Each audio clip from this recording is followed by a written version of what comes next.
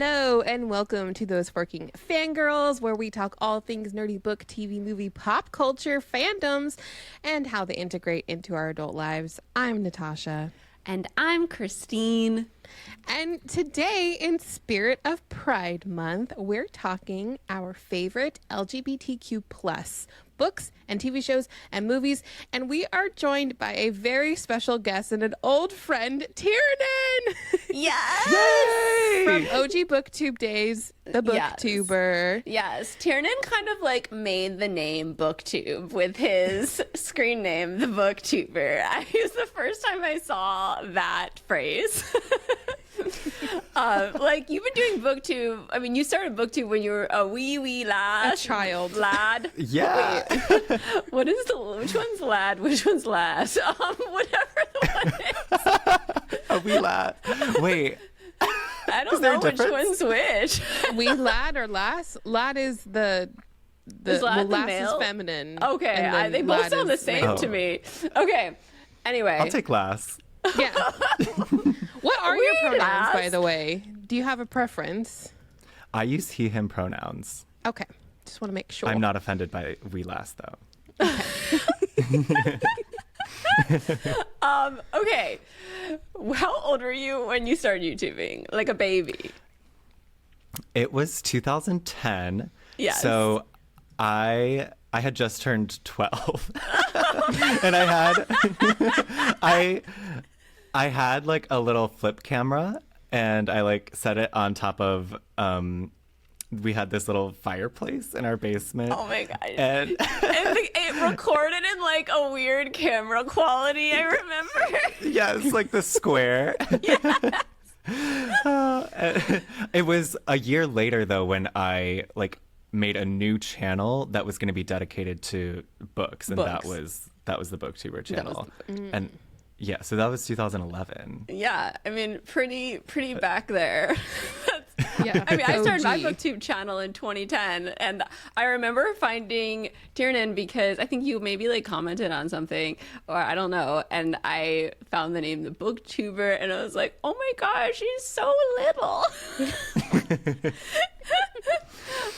But yeah, so Tiernan's been in the BookTube community, YouTube community for a long time. We've known him and been on all the different cons together for years. He's a creator and a writer and an avid reader. So thank you for being here to chat with us today. Can you introduce yourself and who you are in your own words?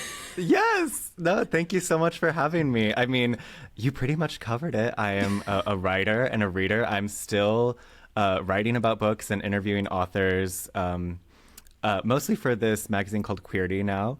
And yeah, I also write fiction, and I might have a novel at a certain place in a certain process that I hope to tell you about so soon. Oh my gosh, that's so exciting. It's very exciting. Yeah, I heard a little bit about Tiernan's books when we had lunch like last month, and I'm so excited for when. I need to have lunch all together next time I come up. Yeah. All In right. the middle. We're going to rapid fire get to know Tiernan before we get into our segments today. All right. Are you ready? Favorite ready. fandom. What's your favorite fandom? Okay, it would be like the queer indie pop girlies, like Muna, Boy Genius. I don't know. I Oh. want to say that. I would say also like probably the Swiftie fandom. I don't know. Yeah. Actually, I know Boy Genius has some of their songs. I just like didn't know who they were because they just came up on my recommended. Oh my God, I'm seeing them next week at Nashville Pride. Like I cannot wait. Nice. It's gonna be album of the year for me. Oh, nice. Oh. Okay. Gonna have to check out the full album. All right. Favorite book of all time. Cleanness by Garth Greenwell. I've never heard of Cleanness. Never heard of this book. Yeah, It's not about tidiness, right? it is the opposite. No, it's like 9 short stories. They're not really short. There's like a proper word for what this is. Like it's the same character, and it follows him while he's like an American teaching in Sofia, Bulgaria, and it's just a lot of different queer experiences. And I don't know. He's like one of my favorite writers of all time, and I've read that book so many times. Like I go back to it like an album where I'll just read a story that I feel like reading at that time.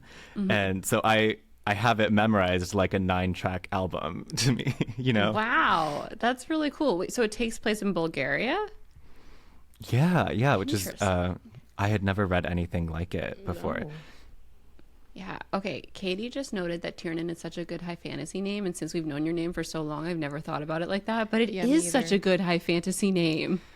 I get a lot of Tyrion Lannister when I tell people my name. Like people like to mess up my name, and so I'll get like a Tristan, like a Turman, or well, That's terrible. I get Tyman a lot because in a lot of fonts the R and the N fuse together. So Oh, yeah, I but see. It's just not. yeah, just not Tamlin. Do you know what your name means? It's an Irish name. I don't know the proper name of it, or the meaning of the word, but I was named after the doctor who delivered me, Dr. Tiernan. Oh my gosh, Dr. Wow, Tiernan. what an honor to the Yeah, doctor. Dr. Patricia Tiernan. Wow. And like I last still know her. We Are have you a relationship. friends? But Oh, okay. yeah. Nice. We keep in touch. We text. One Tiernan to another. Favorite vegetable? Carrots. Some random. I I guess love it's not. some carrots. Wait, do you like them? Do you like them raw or do you like them cooked? I You like them raw. on a train. I like them on the bus. I like them. Do you like No. carrot cake? Yes. I would never choose carrot cake, What? but why not? It's the best. Okay. Outside of pumpkin. All right, let's get away from carrots. This is the slowest rapid Wait, Katie fire. asked baby carrots or grown up carrots? Oh my god. Baby carrots. I don't think he carries around a giant carrot like Bugs Bunny. That's what you think. In my tote bag. Rainy days or 90-degree days? I would say a rainy day. I feel like most readers know. pick rainy day because Exactly. favorite Yeah. artist. My favorite artist is Gaga. Yes. Taylor's up there for me, obviously, as I'm we sure have we'll twin get into. favorite artists. Yeah. Like I have a giant poster of Gaga in my apartment, and she's also just like my OG, I don't know, like Born This Way, art pop. I was right there with the releases. And Yes. Same. Toothpaste of choice. it's the Crest Ultra Whitening Baking Soda. toothpaste. There's one with baking soda now. I have to try it. Okay. It's great. I forgot that I love Crest 3D whitening, and then I was one of my old channels, like the LDC, popped up in like my own recommended, and there's a video where I'm talking about how much I love Crest 3D whitening toothpaste. I remember that because you're the one who got me on it too. Yeah, I need to get that again. I'm using Like you had a full video? Yeah, well, I used to do like really short videos to Katie as like our long distance chill channel. Like we're trying to be like John and Hank Green. And yeah. And so each one we would recommend something, and I recommended Crest 3D whitening. Great toothpaste. Oh, Okay, man. your Starbucks order. My classic Starbucks order is an iced chai with 2 shots and controversial soy milk. Why is soy milk controversial? No one It likes just it anymore. is.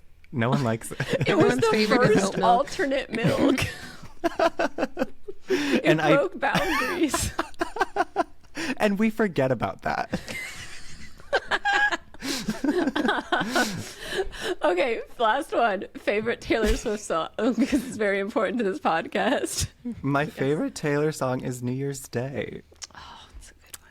What can I say? Hopeless Romantic. Yeah. I do, like, I'm very organized about my favorites by my favorite artists. Like, I have my top 50 ranked. Memorized. Oh my. Not memorized. Okay. I could tell you my top 5. Okay, go for it. Wait, Okay, so New Year's Day, Cornelia Street. This is me trying "'Tis the Damn Season" clean.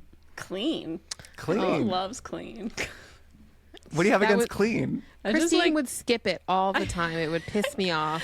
I never heard the lyrics until like last year, so I don't not like it. It just feels like I don't know it. It's like a stranger to me. Yeah, that's actually surprising. I know. Well, it's because it came out when I didn't want to listen to any of the songs, I guess. It was my year of angst, and I was just like, 1989 is not Taylor Swift. It's too pop. You Yeah. needed like a Lana. You needed your Lana moment at that I time. did. I get that. I feel you're such a folklore fan, though, right? Yes. I feel like "Clean" is the 1989 track for the folklore lovers. But it's like so pop. I guess, yeah. All right. Gabby says 1989. It's at the bottom of my ranking, Christine. So I feel that, I'm so happy that someone else feels this way. Okay. No. Ooh, I All right. struggle. Moving into Snap Crackle pop culture news on the topic of Taylor Swift. Today in Taylor Swift news, all right, Every episode. the big rumor circling around is that Cruel Summer is going to be a single and it's going to have a music video. I feel like she might have said this at one of her performances. Tiernan, can you confirm that or no? Yes. Yeah. Okay, no, don't it was. Wait, don't spoil anything from. It's not spoiling. She just said that she's going to have it as a single, I think. Okay. Yeah. Okay. So no tour spoilers, but Yes. basically, yes. There's a video where wherever she was this past weekend, I want to say it was. Say Yeah. Pennsylvania? Yeah. Yes. Was it? Yes, it was over there. She's sitting at the piano and she's talking about Cruel Summer. And she's like, so that song, like, it was my pride and joy from Lover. And it was just about to be a big, like, it was going to be our next single, Summer 2020. And obviously what happened. And like over the past several weeks, you guys have made it chart so high and like whatever numbers it's doing, like it's doing the best it ever has. Yeah, I've been seeing that. And the label decided to make it a single. And whether that means like music video, radio, She said there's like, going to be a video. It's going to be released from the vault. okay, At least that's the rumor on Twitter. yeah. I mean, I hope so. I would love to see it. Yeah, it's going to be fun. And also, today she announced her world tour dates. So she's taking a couple months off after her South American leg of the tour. And then she's picking back up in February and going to like Tokyo, Singapore, Australia, France, Sweden, Portugal, the United Kingdom, Poland, Germany, like all over. So exciting. For all the people who haven't gotten tour dates yet. And did she do a world tour for Reputation? I think so. Yeah. Yeah. Yeah. Oh yeah, I think yeah. I remember her being. That in was the last Australia. one. Yeah. Rip Canada. Oh Wait. no. Oh, Canada didn't get any? They just, she expected you to come to the shows in the United States. Get your passports out, folks. She was in the northern states. Yeah. Oh, you should have driven down to Boston or New York. Like most of like Canada is at the border anyways. They don't really have to drive very far. It's harder for Alaskans to get Okay. down here. I think we're expecting a lot of Canada right now, actually. Across the border for your Taylor Swift concert.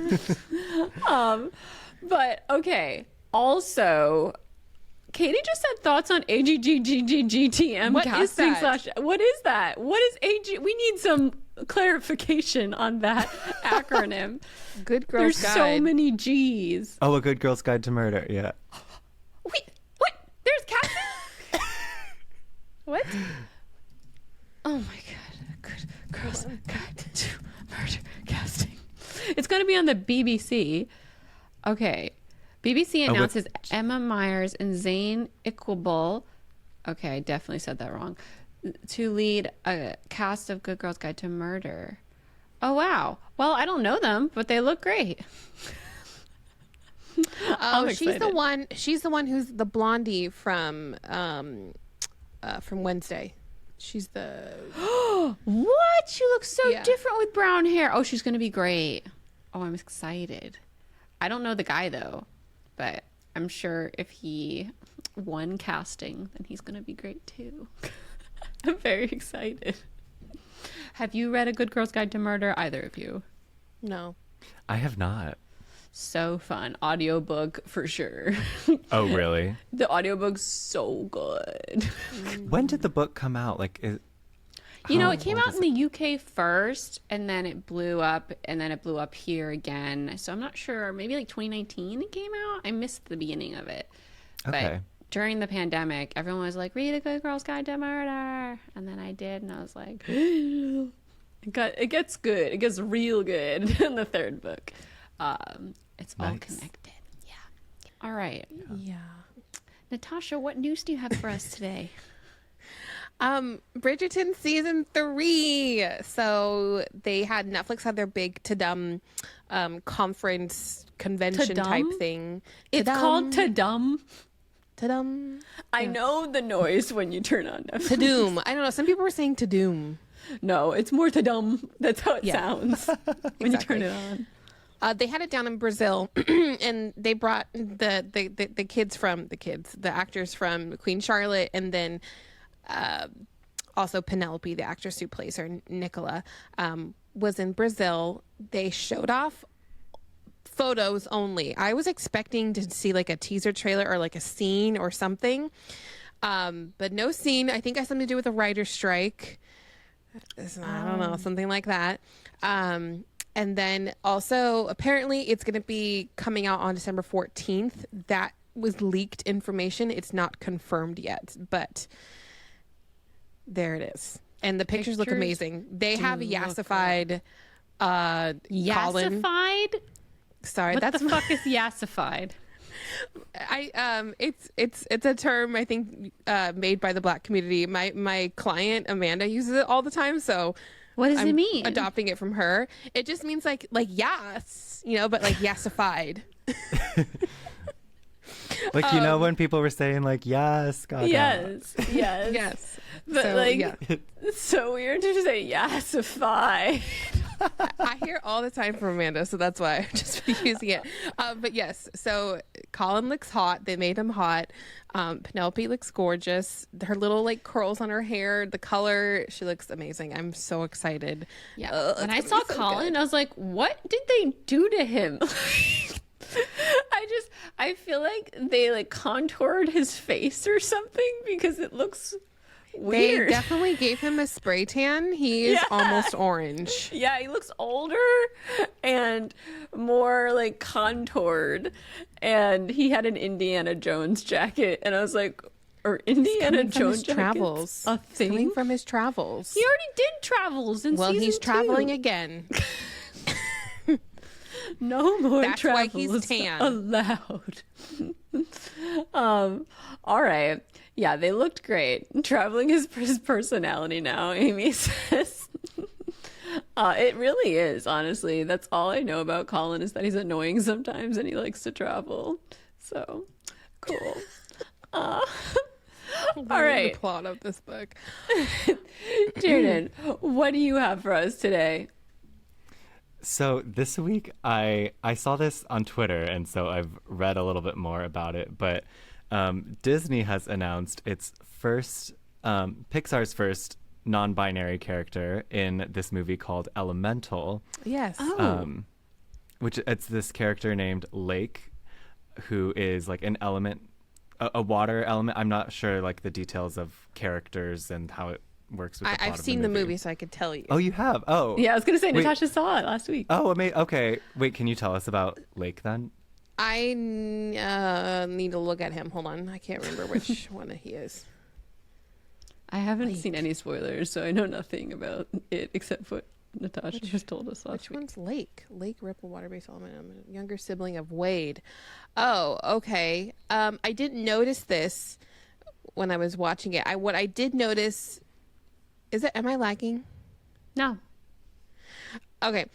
So what I didn't notice that Lake was non-binary, but I did notice when the water elements like like came together, or there was some type of interaction, or like a romantic interaction on like side characters, you could not tell their gender. So I think, I don't know. I think Was it some like of a the metaphor relationships for are fluid. fluidity? So I don't Yeah. know. I don't Right. know. But I noticed that. I did not know that about Lake, or if they use they them pronouns. Was not aware of that. Okay.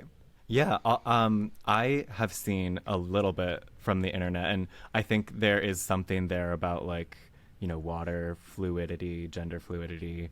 There's an element that the internet has picked up on because the show The Other Two, which I'm not sure if either of you I are watched the first watching. 2 seasons, but I Okay, haven't so- seen the new one.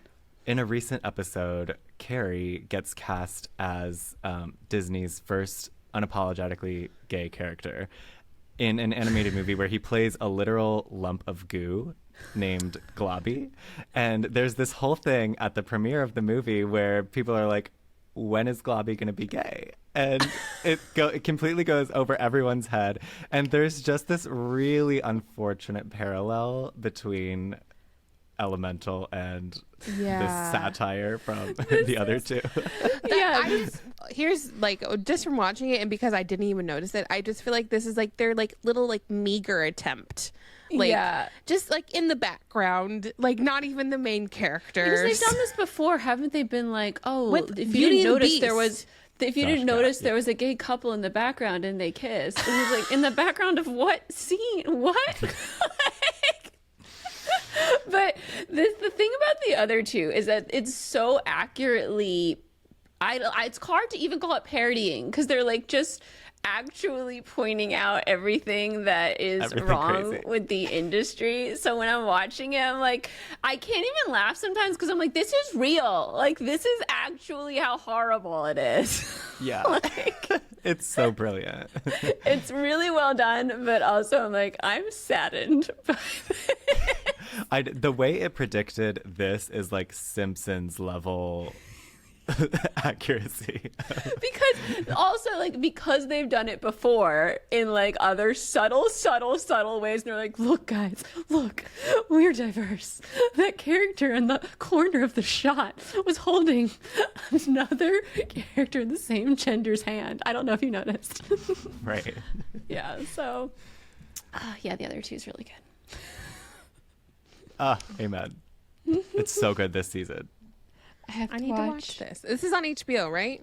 It's on HBO. Yes. Yeah, it's on. Okay. It's on Max. Max. All right. Well, Natasha, do you Hold have any on. other news for us One here? more thing. Yeah, this I see just it. landed on Twitter.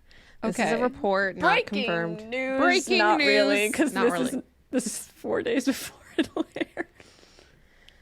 Apparently, Marvel Studios, Universal, HBO will reportedly skip SDCC this year.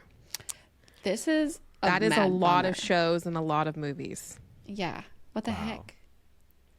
Does HBO include Max?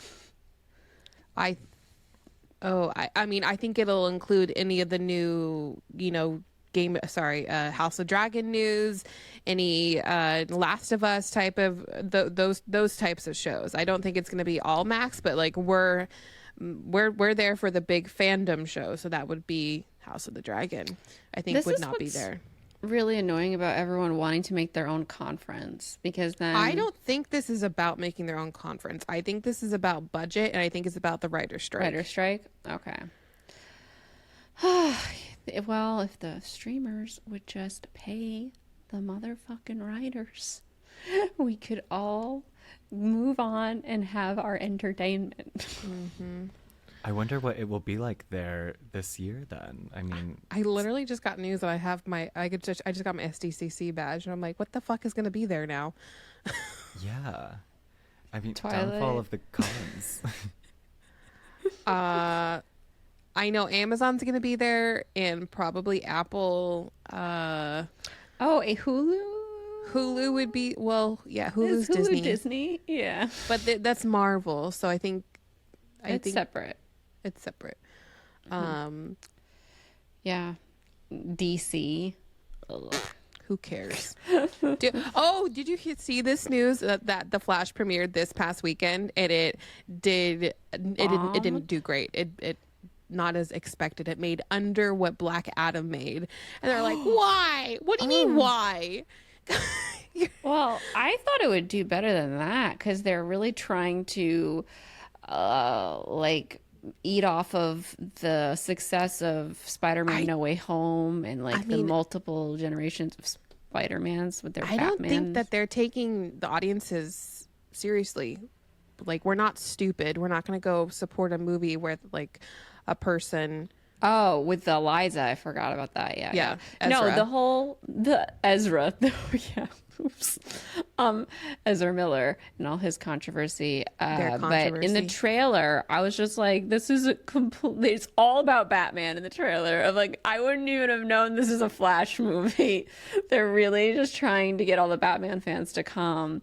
And I didn't want to go because it's about the Flash. So I guess everyone saw through that. Yeah, they should just have cut him out. Gabby says, I just need a montage of Michael Keaton scenes and I will be happy. Agreed.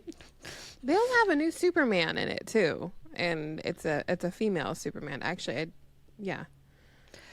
All right. Well, I think I'm going to save what right now for the end of the show.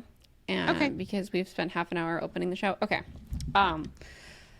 All right. So before we move into our main discussion, I want to take a second and thank everyone out there listening. Your support means the world to us. We couldn't do this show without you. If you haven't already, we'd really appreciate if you followed the podcast for free in your favorite podcast app. If you subscribe to the YouTube channel, if you like the visual version, hit the like button on YouTube. This is all very free.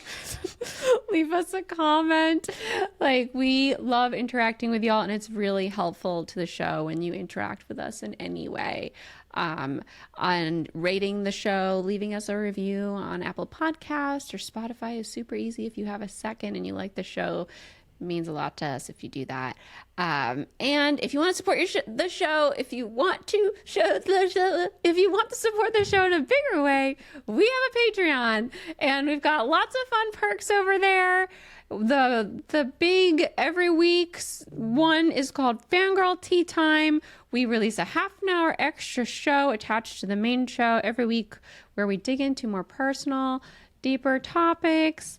Today we've got some stories that's been going on in our life the last couple weeks. I've been on the dating apps. Natasha has had a lot of stuff going on. So you can get that if you're a Team Jacob patron or higher, and it's every single week. Lots of content if you subscribe. Yeah. All right. So moving on to the main discussion. Natasha, you want to open us up here? Yeah. Okay. So for the main discussion, we are going to be talking, it's Pride Month, and we're going to be talking about our favorite LGBTQ plus books and shows. I pulled this from the website Heckin' Unicorn. And it goes, it's no secret that mainstream media struggles with queer representation. It's part of the reason why fan fiction has been thriving since the 2000s. Audiences craved queer characters so strongly that they began to create their own alternative universes and headcanons, ideas held by fans that are not explicitly supported by the content itself. So I kind of wanted to hear, Tiernan, like your thoughts. Like, what were the types of like headcanons that you held while growing up, and that you wished you would have seen on screen? And Christine, if you have any, I think I have one if you want to share as well. Yeah, well, I guess I'm curious about that for you guys. I was thinking about this earlier and struggling to come up with like, of my favorite things from childhood. I don't think I like knew to wish there was queer content in them. Like, it sort of started to appear slow, like you saw it in the background a bit, but like in these books that were not ever known as queer books, you would see queer characters start to pop up, and that was like what really meant a lot the to type me. of representation we had. Yeah, so, I mean, because of course there's like the banned books that we all know as the queer books with titles like Two Boys Kissing, where it's like, this is a queer book. But then you have The Mortal Instruments that like everyone was reading, and like Alec. she snuck some queerness in there, and like people didn't really talk about it because it wasn't. But just to think about every middle schooler, high schooler, and beyond who was reading those books and seeing that. And I even remember I just kind of unlocked this memory today, like in the Gone series by Michael Grant. 5 books deep, one of the characters comes out. Oh, 5 books deep. I was like, I read those. I don't remember that, but I only read the first 2. Right. It's such kind of, it's a small thing, and it's like a nice moment. And then, of course, I think of Percy Jackson. And this does kind of get into the headcanon of it, because there's Nico D'Angelo, who is a queer character, and he has famously kind of like a crush on Percy Jackson. So like there is, fan fiction to be made of that. But he has gone on to have like the book that just came out this year follows Nico D'Angelo and Will Salas. Yeah, The Sun and the Star. Yeah. Yeah. Which I'm reading right now. That's so, and like about Alec in The Mortal Instruments, I think he was the first gay character that I read in like mainstream Yeah, me too. young adult, which Because I was reading, it was like simultaneously coming out with Twilight, like back in like 2009. yeah, I want to say that the first Mortal Instruments was like 2007, so that was fairly early on Right. in that world. Especially in YA at that time. Yeah. I mean, obviously, the ones that come to mind is like for me is like Harry and Draco. Yeah, Like, that I was gonna obviously say started Harry and a lot for people, at least like for fan fiction sake. I was really into Supergirl, the TV show, and I wanted Kara and Lena Luthor to get together. Lena Luthor's played by Katie McGrath. She's from Merlin, and like everyone's in love with her. Like she's definitely a girl crush of mine. But I wanted them to be together. I guess this would be like another question. How would you say? Let me try to phrase this correctly. Would you say any of these shows that like that people wished were like at all queer baiting, or do you think like that wasn't at all like their intention, or have you seen that in media before, and how does that make you feel? About with queer baiting? Yes. In terms of like seeing fantasy it shows like that? yeah, like well, like seeing it in media, and what does that do for you like as a queer person? Like how does it make you feel as a queer person, I guess? I think readers and viewers are just really smart, and they can tell when a queer character or a queer relationship is coming from a place of obligation versus being an authentic part of the story. And like I think a lot of writers and creators have had to struggle with like, I want to be inclusive, but like, is it my story to tell? And it's something that I think will continue to sort of struggle with. I have felt queer baited in the past, but I would rather see someone trying and like stumbling through a little bit with the best of intentions and like making the wrong move than like not doing it at all and like shying away from it. Right.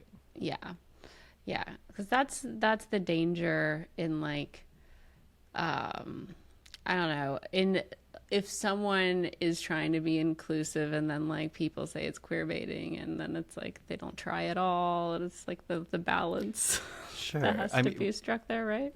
Yeah, we look at this thing with Disney and Elemental, and like Natasha, you watched that movie and like you didn't know, but yet they're getting the headlines of inclusivity. They're getting the accolades from it.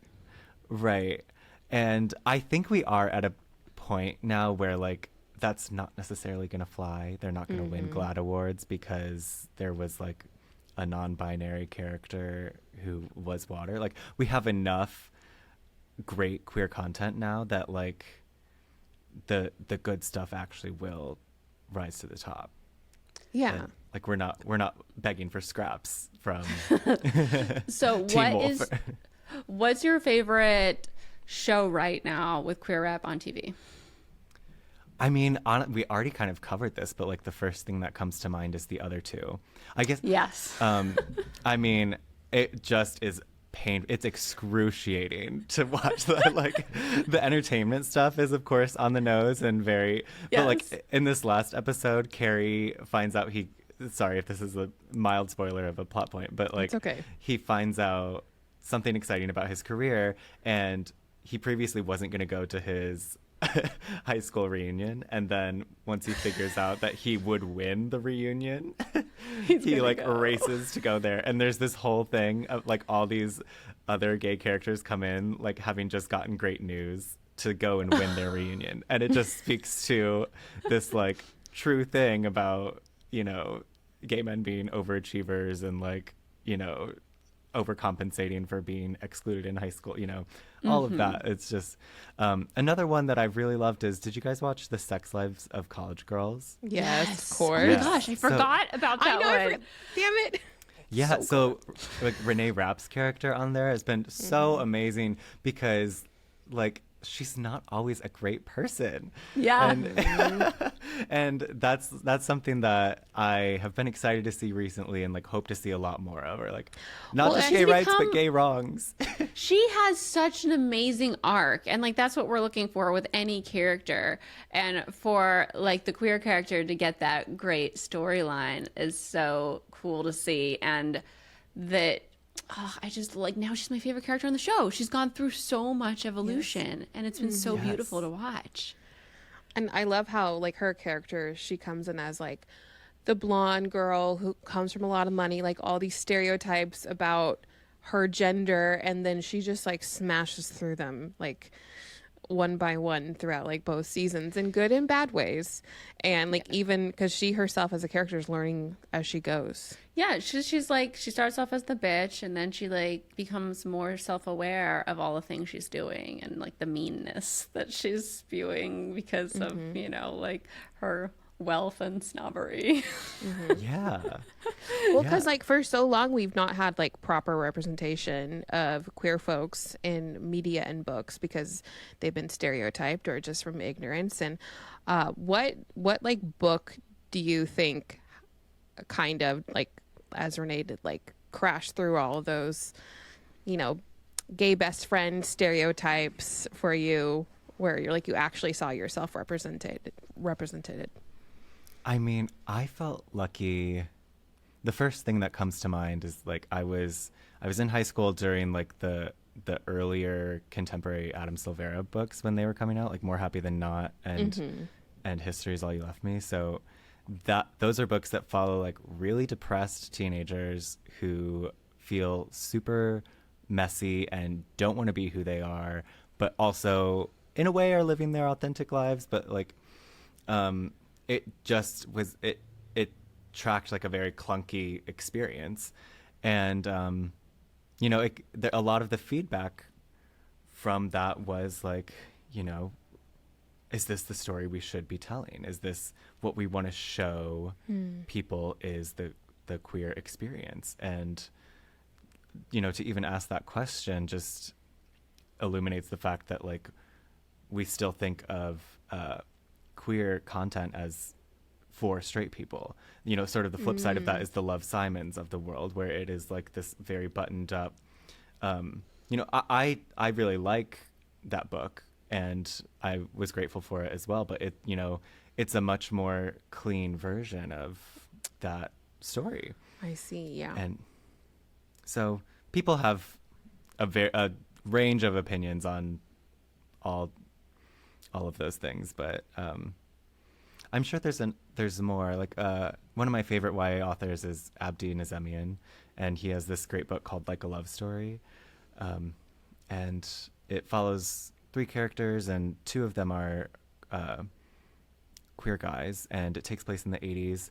And there's this line in it that I pulled it up on my Kindle because I wanted to read it when I was thinking about talking to you guys about this, because I think it says a lot about like what we look for in LGBTQ content, where one of the characters is talking about Madonna and her album Like a Prayer, and they say worshiping a gay male star would be too literal for us. We need layers and symbolism. We communicate in code, as does Madonna. That's what I think the like a thing is about in Like a Prayer, Like a Virgin.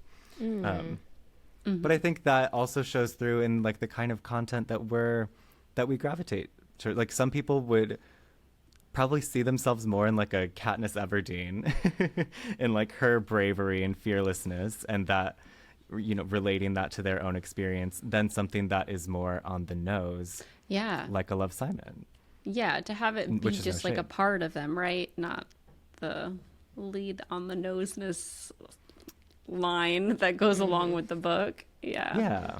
It's like Yeah. I would love, like, as a fat person, like I would love just to be like represented in like a cute rom-com and not have it be all about her fatness, but like have it be about like her journey in falling in love and being, you know, like looked past all of that and, you know, feel just like- living her life. Yeah. And I feel like more and more, though, we're getting those where it's just like part of the character and like, you know, goes along with the rest of whatever the plot is, the rom-com or the epic, or like, because it has to, like, the first ones of its kind are usually always very on the nose, right? And then since that's been happening for, you know, maybe 10 years now, it's been trickling more and more into our mainstream, that now it's becoming like destigmatized, like from society, so that people feel freer to like just write these characters and have them on their own journeys that aren't very on the nose about the one thing that makes them different. Yeah. Right? Totally. So, Christine, what would be one of your favorite books with queer representation? So, the one I've read the most times is Red, White, and Royal Blue. If y'all haven't read that one yet, so much Oh, yeah. fun. Okay, I see started the McQuiston. audiobook to this and it wasn't very good. What? I've listened to the audiobook 3 times. It's so I good. don't like the audiobook. Give I it a don't- second. Okay. Oh, it's so amazing. I second Oh, that. did you read it? Did either of you read it with your eyes or is it just... I did the audiobook. I have read it like with my eyes and ears at the same time, but I've mostly done the audiobook. Okay. I love that guy's accent. The audio. Okay, I think I'm going to sit down and read it and then with the audiobook because I feel like I started it while I was driving and I was like, I can't get into this. Maybe you're just like in a bad mindset to get into a book, because sometimes that happens. I You're have just been like that your way head's for in a while. too many places to concentrate. But yeah, it's a great audiobook. I read it and then I read it to go to sleep, like the next 2 times that I read it. Because it's very soothing and like there's a happy ending because it's a romance novel. So if anyone doesn't know, it is the first son of the United States, so like the president's son, and he falls in love with a prince of England. And it has to be kept a secret because they're like so in the limelight, and then, you know, it makes it really hard at first to date, and it's so fun. Lots of emails. I love all the emails. Oh, the emails are so great. Did you read Casey McQuiston's next 2 books? One Last Stop. Yeah. Yes, I did. What did you think? I love One Last Stop. I like it even more than Red, I White, and didn't Royal like Blue. it as much because I think I didn't like the fact that she couldn't get off the train. Oh, yes, I do remember you telling me about this book. I was like, I just want them to go places together. It's better than a submarine It's better than a submarine. with But limited air. basically, the concept on One Last Stop, for those of you who don't know, is that our lead character, August, meets this hot girl on the train, and she's like super cool and super chill, and like she immediately has a crush on her. And so then she tries to take the same train, and she'll see her on the train every day.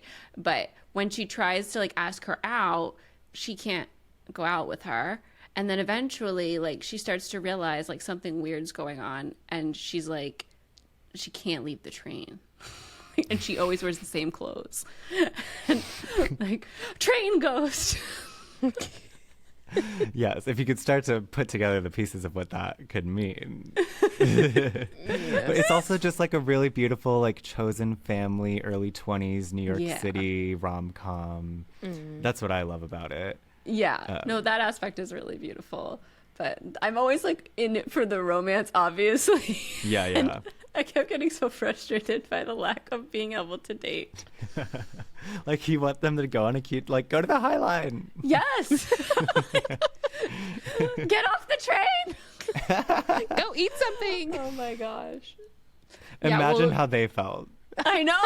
Well, I feel like I was hearing how she felt and I was frustrated with her. Yeah. But I still have to read her next book. It's called I Kissed Shara Wheeler, and I have had it on my TBR for a long time, but I have to get the audiobook. This is the thing. Like, if I don't get the audiobook now for things, I never It's not get gonna to get them. read. So Yeah. gotta buy the audiobook. And I'm picturing the lead as Renee Rapp, or not the lead, Shara Wheeler, because I feel like so many people on the internet were like, oh my God, it's Renee Yes. Rapp. And I was like, oh my gosh, she does look like the girl on the cover. I can absolutely see that. Yeah. Yeah. Did Oh, you like that one just as much? Did you read It's it? amazing. It is Okay. like, it's the best YA I read last year, I thought. Oh, like- amazing. It's elite. it was taking me back to like reading the John Green books for the first time. Like just Oh my how gosh. good. Just like, yeah. I mean, the writing is like at the same level, but it's these like beautiful, messy teen characters. And yeah, Gotta I was get like, on okay, it. I will read YA all the time again if it's like this. That's high praise. I'm excited. Whenever Tiernan recommends something to me, I immediately buy it. Like, gotta read it. I remember during like 2020, whenever I like said I need an audiobook, Tiernan would like say something and I just immediately download it. Oh, nice. Yes, I very trusted Rex. That's my favorite thing to hear. Yes, I think I don't remember which. I don't even remember which ones now. But maybe you recommended that one with the. What is it called? An The one, audiobook? the one with the sisters. Vanishing Half? Yes, The Vanishing Half. Yeah. Oh my God, that audiobook was so good. I think you also recommended Addie LaRue, and like, oh, what an Yes. amazing audiobook. Oh my and God, also yeah. just book in general. That's a great book. Yeah. I miss Yeah, it. and now I own all of Sally Rooney's books because Tiernan recommended those, but they're not on audiobooks, so I haven't read them. They're better. Tiernan- They're better with your eyes. What Tiernan? What? Oh, sorry. Tiernan, let us know what book you love from your list. Oh yes. So, one I could talk about is so sort of on the rom-com side. Have you guys read The Charm Offensive and or Kiss Her Once for Me by Alison Cochran? No. Wait, I know Alison Cochran's name. What has she written? Those two, and then there's one more coming, but they're really, really amazing queer rom-coms. The Charm Offensive is like this Bachelor type show where Oh, I've seen these all around. Yeah. Okay, all right. yeah. So this this guy goes on The Bachelor, a Bachelor type show, sort of in an attempt to like save his career and public image, and he ends up falling in love with the producer of the show, who's a guy, instead of any of Oh. the contestants. Oh my gosh, is there another book like this from Wednesday Books, like with a similar concept? Like, is that We Are Never Getting Back Together? Oh, I'm not sure. I remember remember coming up with that title when we were trying to think of Yeah. other Yeah. but I'm not sure. I don't know that book too well. Okay. Yeah, but I think it has a similar concept, like the falling in love with the producer sort Yeah. of thing. Or falling in It's- love with just a girl on the show and it was The Bachelor and Right. Yeah. Yeah. All right, it's go so on. good that like there's a mental health element too that is like really nicely executed. And her follow-up, Kiss Her Once for Me, is sort of like a Christmassy rom-com where it's the trope of like what's the right name for it, where it's like dating of convenience because like Marriage of he convenience? can't get Yeah, Or a like marriage of stuck in the convenience. same place sort of a thing? She agrees to marry this guy because if he doesn't have a wife, he can't get his grandfather's inheritance. Yeah, And marriage so of convenience. Yeah. They're going to get married and split it. But at the same time, the lead character, she has this like last Christmas romance with like this one day magical affair that ended terribly, and we don't know what happened. I love So- one day things. Yes. So this is like a thorn in her past.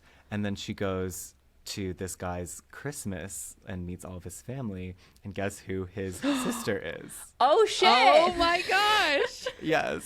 That's so fun. It's so good. Like, that's just the beginning. I want to add that to my TBR. Yes. Natasha, what's your favorite that you've read? I read Song of Achilles last year by Madeline Miller. Have you read this, Tiernan? I have. Everyone's read this, I feel like, except me. It's funny because Alex and I just went through this whole like rewatching of like Troy and Immortals and all of that, and Achilles is not Greek actually, but it has roots in obviously he's Achilles. And it's such a beautiful, terrible, gorgeous story. I cried so much. The audiobook isn't fantastic. So like we follow Achilles, and I'm trying to remember everything. Tiernan, help me out. He falls for someone. He falls for who is the we can't really talk about it, right? It's a spoiler. You know really know. what? It has been a minute. I know, that's what I'm trying to And think. If I tried to say the name, I don't think it'll come out right. Yeah.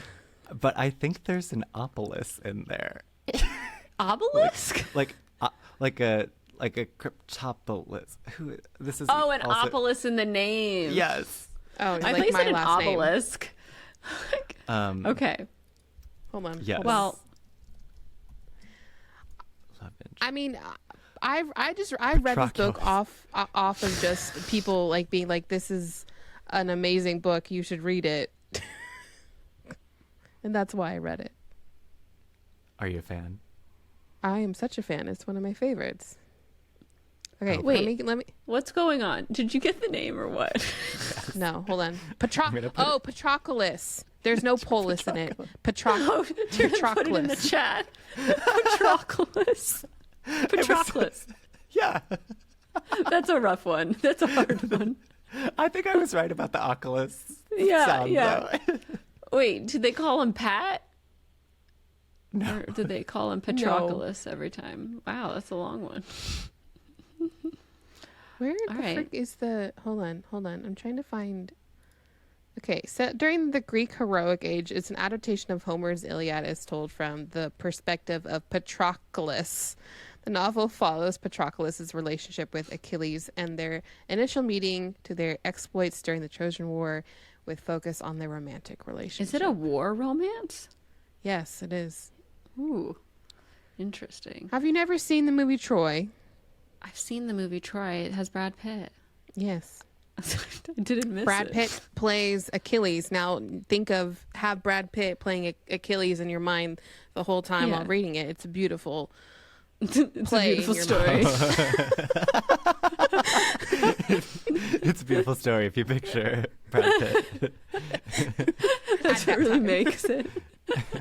Brad Pitt as Achilles. Brad Pitt signed my Troy DVD. What? Oh.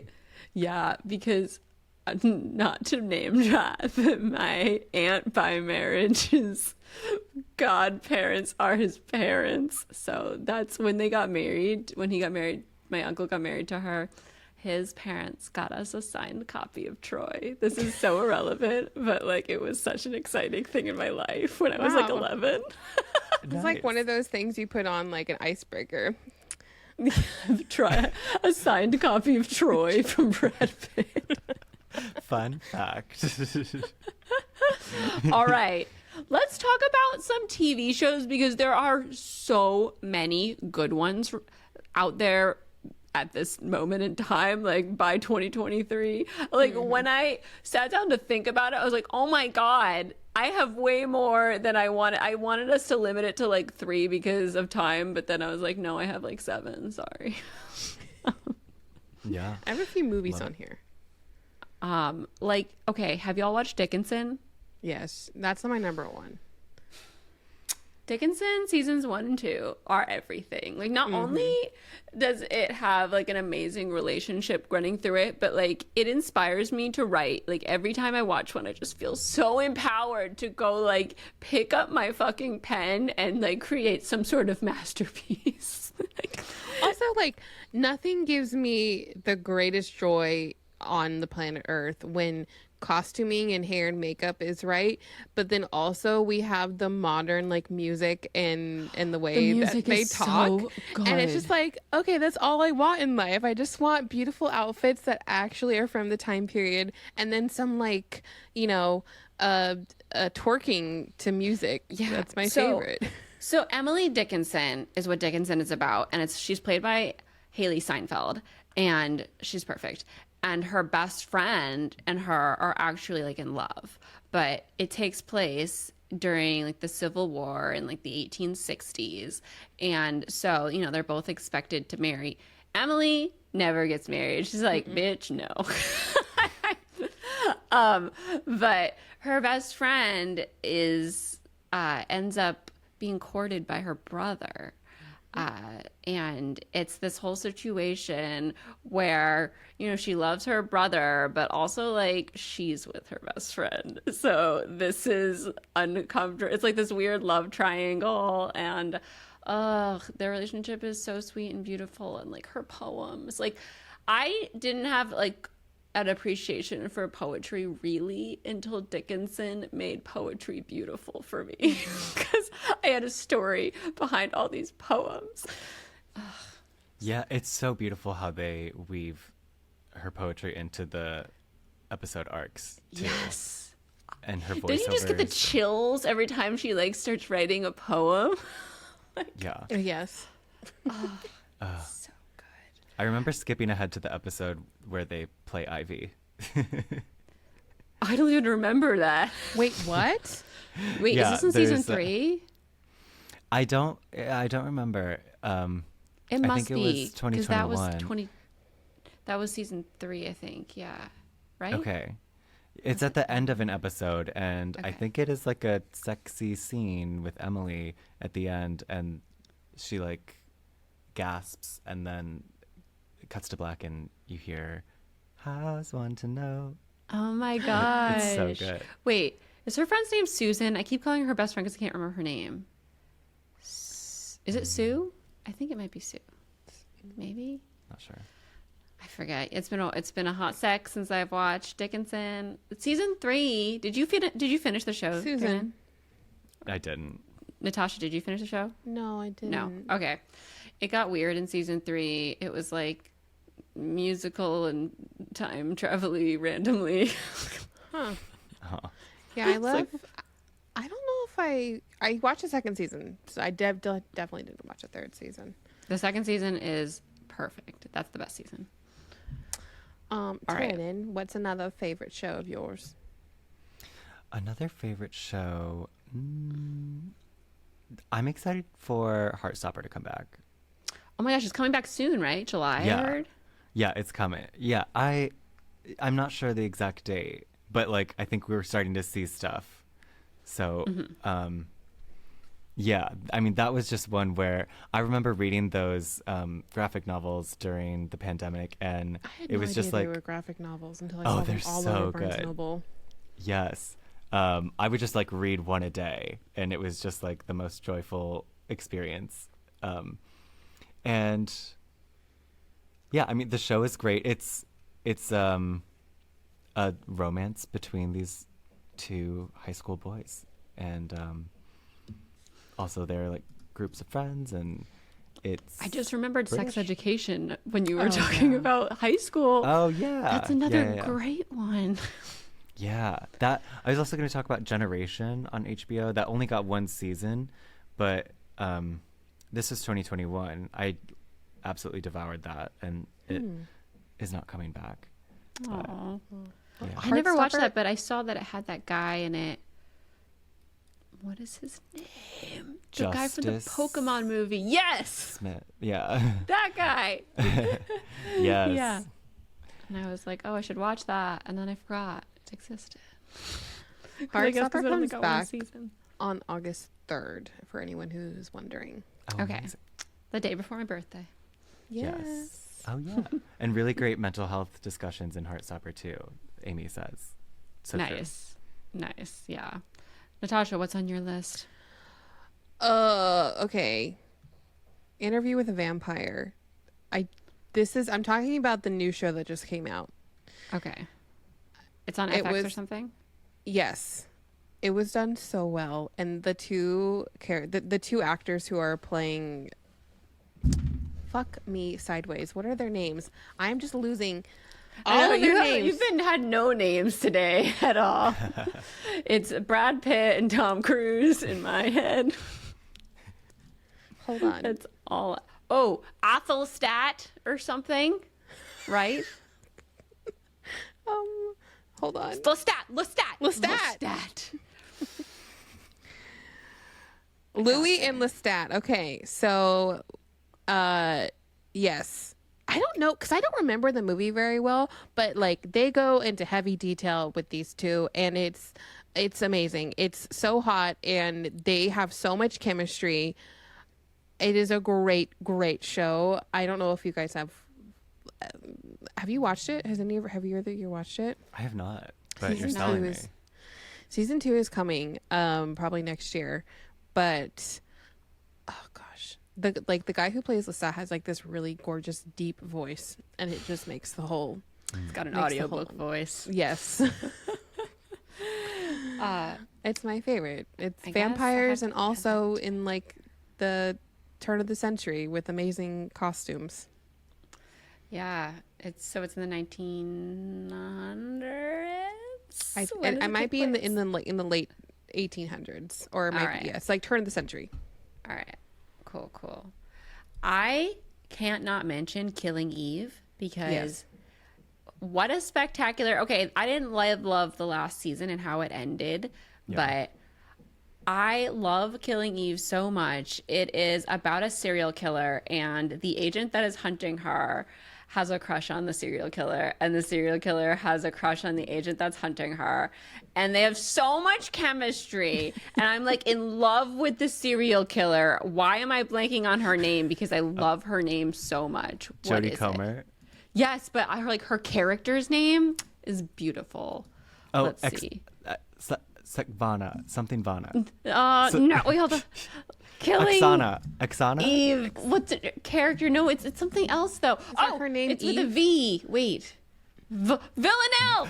Villanelle. Villanelle. Oh my God. I was just like, Villanelle is the coolest serial killer you'll ever encounter. I had a huge crush on her watching it. And I'm like, why do I love this serial killer? Like, why do I want her with Eve so much? Like, because she's clearly bad for Eve, but I don't care. Clearly bad for anyone. He's a serial But like, I really want her to like find her humanity. I'm rooting for them so hard, and Eve is obviously morally torn. It has like so much great morally gray drama and so much exciting murder. Like Villanelle, if you haven't watched the show, is like a serial killing artist. Like she'll leave you with some death art to find. And it's always fun to see how she murdered her victims in the Yeah. show. There's some good ones. There's some real good ones. And her outfits. Ugh, I want to cosplay as her so bad. She's iconic. She is. Like, she wears these amazing suits. And I'm like, where can I find a suit like that? And she's Custom-made, not just baby. like a murderer. Like she's an assassin for hire. Yeah, it's Yes. it's more of the assassin. It's Yes. like, she's like a working person, you know? Like Yes. she's hustling. Yes. yeah, she's getting paid good monies for these kills. Yeah, I'm kind of describing it wrong because like it looks like a serial killing because of how she leaves it, but actually she's a hired professional assassin. Which makes it just a little bit better. Yeah. Yeah. And you would do it too for a check. Okay, Tiernan, I'm very interested. Christine and I were trying to figure this out last night, and I don't know if I'm dumb. You can tell me I'm dumb. Oh yeah, in Fleabag. How is Fleabag queer? Can you please explain this to me? Is it that one conversation You know, with the lady at the bar? I think I just misunderstood the assignment. I don't know that it's, I thought we moved on and we're just talking about our favorites. Well, we're like, well, was she in love with her best friend, the one who died? Yeah, but then I was like, no, she had an affair with her friend's boyfriend. Right. I think the takeaway is that everything is as queer as you want it to be. There you go. Nice, nice. I was like, where is the queer character? Hot priest. Yeah, gay actor. I wanted to talk real quick about Fire Island. Have you guys seen this? No, I always Hulu movie? Fire Island. Is it a movie? It's a movie. It's on Hulu. Oh. Yeah. Every time you mention it, I think of the festival, and that's what I think it is. The title is unfortunate. It is a modern retelling of Pride and Prejudice, but all queer people, like all queer men, I would say. And it is so smart. It is so hilarious. I like laugh out loud, and I don't laugh out loud a lot of things. Laugh out loud at this movie, and it like if we follow this group of like of queer friends, and they all go to, I think, like one of the guys' aunt's house on this island, and the whole island, I think, is like this like gay vacation getaway type of situation.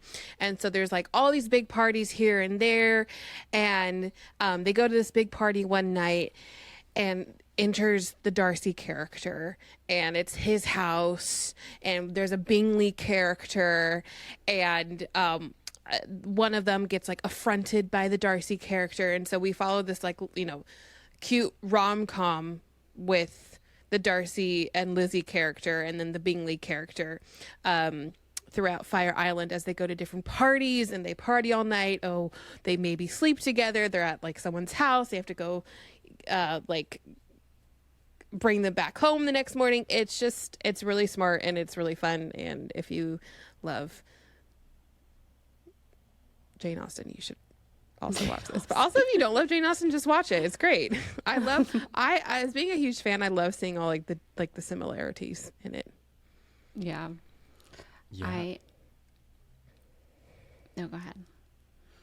Oh, I was going to say, I love hearing it appreciated like that, because I mostly just hear about it as, you know, like the queer Hulu rom-com with, you know, sort of the who's who of comedy queer people, like Joel Kim Booster and, yeah, Bowen Yang, Matt Rogers. I think, is Fortune Femster in it? Or because there was that, and then Bros that came out last year, and so Yes. Yeah. Yeah. Bros was so funny. I was like, why isn't more people talking about this? It was hilarious. Right. It was a whole thing with the box office of like it not doing as well.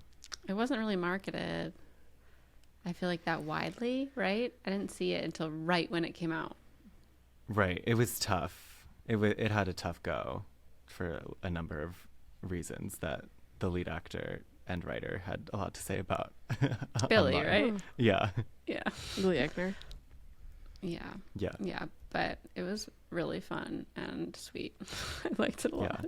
Oh, Margaret Cho also in Fire Island. So yes, good. she is the aunt, I think, that has like Yes. this grandiose vacation house that they all come to. Okay, so I really love the way they talk about sexuality in Hacks. I don't know if y'all have all watched Hacks on HBO, but it's so like it's so open and so normal for our lead character to talk about her sexuality with this really much older woman. And I feel like it really opens up people who like are older and maybe just like not as, you know, not as familiar or accepting of like queerness in general, to just realizing that it's like there's nothing for them to be uncomfortable about, and sexuality is fluid, and it's just, I feel like the way they talk about it is so well done and so accessible to maybe anyone who is unfamiliar and older. And I think it's a really great way to open the doors of different sexuality to them, different avenues and all that stuff, because she our other character goes through a really nice arc. Our older character, her name is Jean. Yes, all names we're having a hard time with today.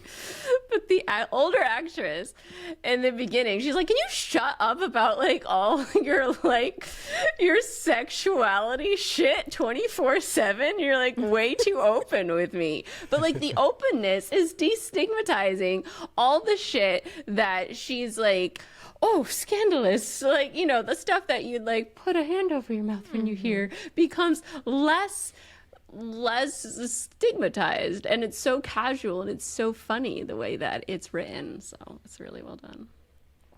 There's that really awesome episode in season 2. Yes, in season 2. On the cruise when Yes. Deborah Vance is playing to these lesbians, and she's Yes, like, it's a lesbian cruise. I sort of like relate to them and they really like me, and her writer, Gen Z millennial type, is like, well, have you examined your attraction to, you know, like, have you thought about, you know, your sexuality? And you feel so locked in. And then there's like a funny moment where that comes back to bite her, or not. I mean, it's sort of just like she calls has back to learn to a it lesson.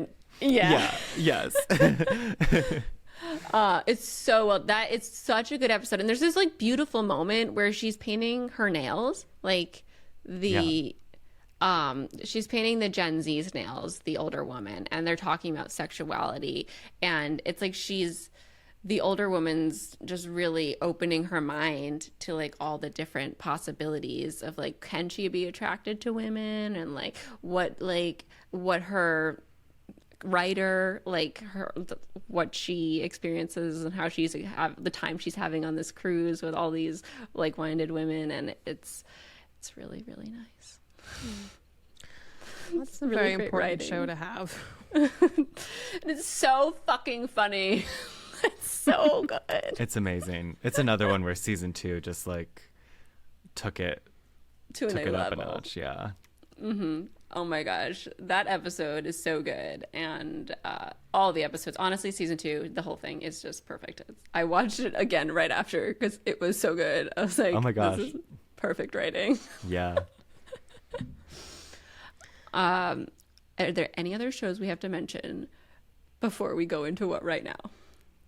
Or books? We only talked about one book. Anyone have like a book you want to talk about here? Well, we both have The Seven Husbands of Evelyn Hugo. Yes. Yes. I mean, Oh my gosh. it's so big that all of you might have read it already. But if you haven't, The Seven Husbands of Evelyn Hugo by Taylor Jenkins Reid. Get into it. It's so good. Did you want to say anything else, Natasha? I mean, this was like maybe like the first book that I read where I was just so deeply in this story, and I like fell in love with her as she was telling, like, fell in love with the woman that she was talking Cecilia about. St. James. Yes. And it just made me so like terribly sad and devastated for their lives, but also like incredibly happy. And it was such a beautiful story. I can't wait for it to be on screen. So my cousin came out last year, I want to say at the end of the year, And she was like, yeah, so I was reading The Seven Husbands of Evelyn Hugo, and that like really made me realize that I'm gay. And I was like, oh my God, that's Wow. so cool. Because like she's the only cousin that reads too. So like she'd always be like, what books should I be reading and stuff. And now she's with her girlfriend and they're so cute, and she's just like posting pictures of them all the time. And Oh my gosh. it was so cute. Wow. Yeah. The Taylor Jenkins Reid like renaissance is happening. It's amongst us. It is coming. I don't know if you guys have seen like the if you are attacked with these on TikTok, like the Gaylor edits of her with like, seen them, yes. which Yes. I don't usually think all that much about Gaylor, etc., but like there are so many pretty at least fun to watch TikToks of like clips from the audiobook of Evelyn Yes. Hugo. talking about Celia with clips of Taylor and Carly Kloss. And Yes, I've it's seen I mean just I am Evelyn That'll just Hugo, send you in a whirlwind. right? Yes. Right, like- and like showing the seven husbands is all her like previous boyfriends. Her boyfriends. Yes. And I think they'll be much more interested in my wife.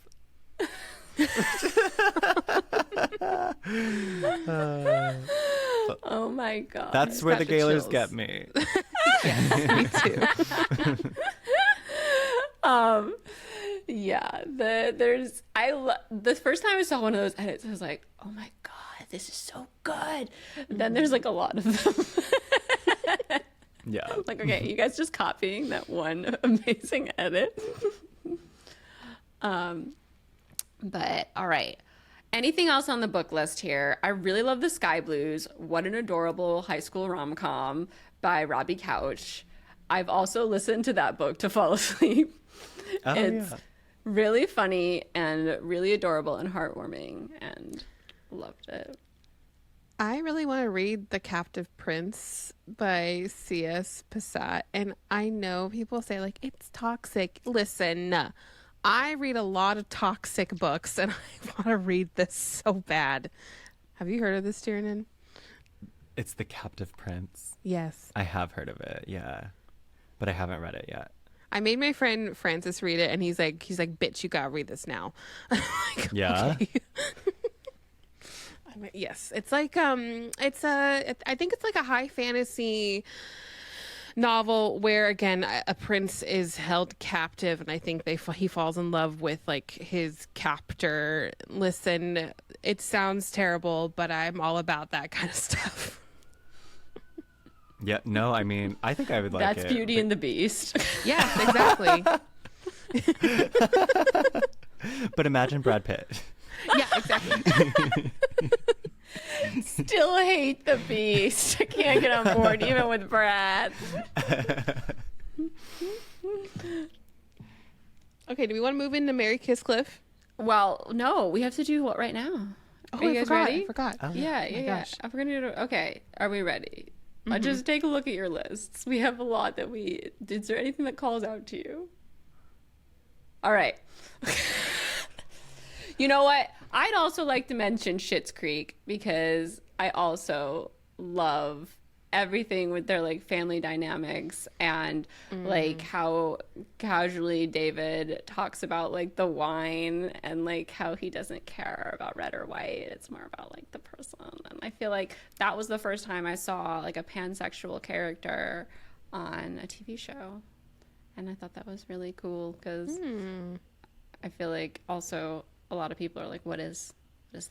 And he's opening that up to everyone. Definitely. And I love like, go ahead. Oh, I was just gonna like add on to that. Like it had a really kind of like both accessible but also very true to life, very like funny represented like all of his relationships with his family members. The romance in there is just like it's So best. cute. Oh my Yeah. God. Sibling and the it best. and it just that's what I was thinking. And like sort of brought back I don't know. I feel like we have Schitt's Creek to thank for even a non-queer show like Ted Lasso taking off. Like we were just ready for that kind of comedy again. Like the really happy comedy. Yeah, just the feel-good streaming. Yeah. Even though it wasn't streaming at first. But. Yeah, it was like, it was on TV, right? I mean, I missed the TV. Right. I caught it on streaming. Right. I think it really blew up when it hit Netflix. Totally. Schitt's Creek. But yeah, the relationships are so, so wonderful in Schitt's Creek. And in the beginning, everyone's comes off like really annoying and terrible. But by episode 2, you're like at least in love with David. Like, it's really easy to fall in love with David, and then slowly you're in love with Alexis and the dad, and then the mom came last for me. But eventually you love Moira too. Oh, I love her. She's the favorite for me. She really annoyed me at first, but by season 3 I was like, she's amazing. Yeah. All right. We're going to move into what right now? What was that? What? This giant... I added a bunch of sound effects to the desk, but that wasn't a good one to transition. Hey, that would have been better. That was a scream. I thought it was your dog. I don't know why that one's even in. Christine, that sounded like what you sounded like when I came on to the river, when I logged on. For those of you who missed it, when Tiernan logged on, I was having a fight with my microphone. But yeah, that was an accident. I'm sorry. All right, what right now? Tiernan, what are you reading right now? I'm actually reading The Sun and the Star. How is it? I'm listening. I'm having fun with it. You know, to like everything we've talked about with queer books and things being shoehorned versus coming across more naturally. Like, I loved Trials of Apollo. And that followed, obviously, Apollo, who's a bisexual Greek god. And, like, it's mentioned plenty throughout the series, but it's not so much acted on, I guess, in the term, in like, he doesn't date or anything like that. And so this, The Sun and the Star, it's sort of, honestly, it feels pretty fan servicey with, like, I mean, I'm probably on camera in my Trials of Apollo video saying, like, give us the Nico D'Angelo solo book. Like, we all wanted it. You and, get like, it, and you're like, this is fan fiction. Yeah. And, I mean, but obviously, like, we love Rick Riordan. He partnered with Marco Shiro, who's a brilliant YA writer. And, yeah, so it has all of the good things. Like, they're going on a quest. It's very suspenseful. Like, but every now and then, there's just this reminder of, like, and we're gay. And it'll like go into there. It follows Nico and Will, like Will, son of Apollo, I'm pretty sure. And yeah, he's Apollo. Yeah, okay, and Nico, son of Hades. So like they're a great couple. Like always was a big fan of them in the books. And so now they're on this quest. It feels like there's an extra 100 pages of content throughout that is just like a flashback to something cute that happened between them once. That like we didn't used to get that for even like a Percy and Annabeth. Like it feels a little unnatural. And I'm only halfway through, so like I could come around to it, but that's just where I am honestly right now. Do you think because does it feel just aimed toward a younger audience than the normal Percy Jackson? And that's why it's like feeling really on the nose? I feel like my standards have stayed high for Rick Riordan because I loved Trials of Apollo so much. Yeah. And I have to read that one. Yeah, I didn't think I've only read the first book.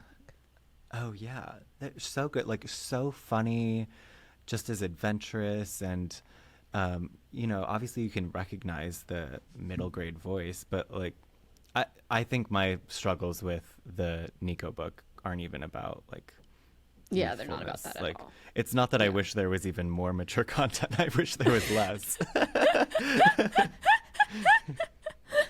All right.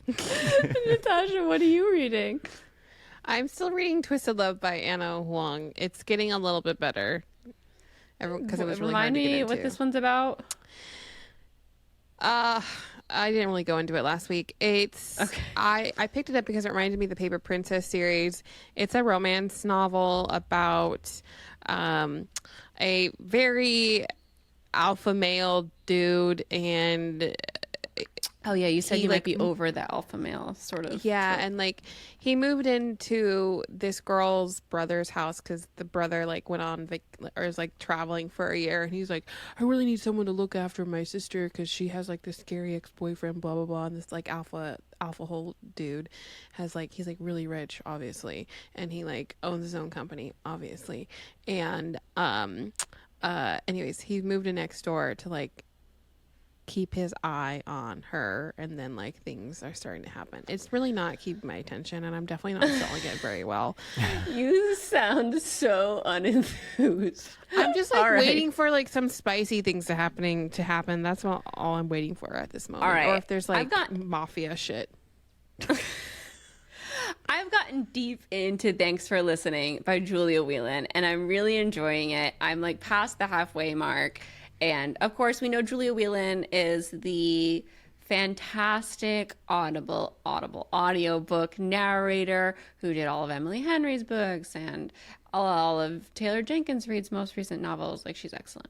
Anyway, so she's narrating her own novel, and it's, what tropes do I say? It's got like letters being written back and forth and like the fate trope, and it's really quirky in a way that I wasn't expecting.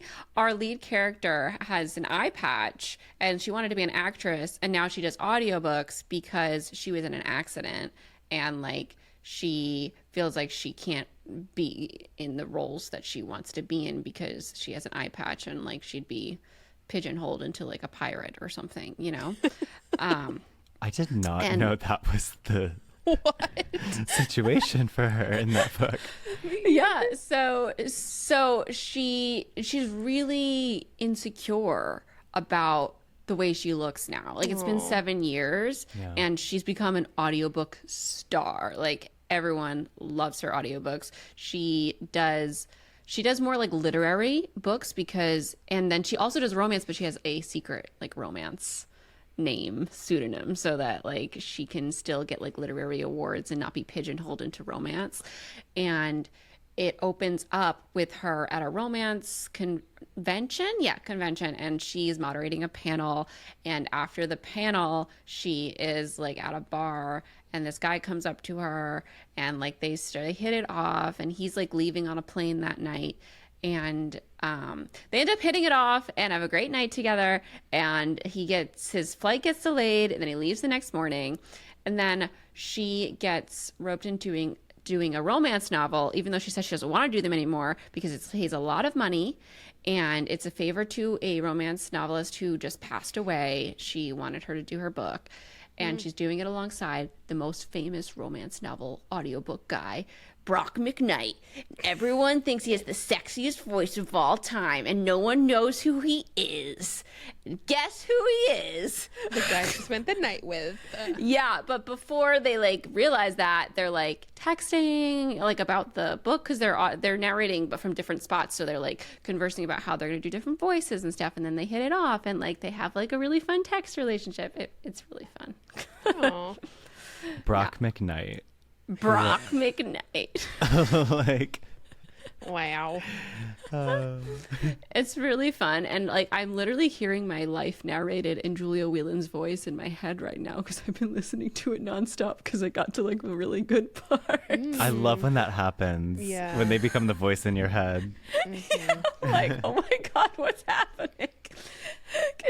It literally hasn't happened to me until now. Like, I'm usually good at separating my own voice. I listened to two Julia Whelan books that were very different. A literary fiction into a romance, actually, very recently. It was I Have Some Questions for You by Rebecca Makkai into Happy Place, Emily Henry. Amazing. Like, couldn't be more different books, but like both her, and it was really tripping me up.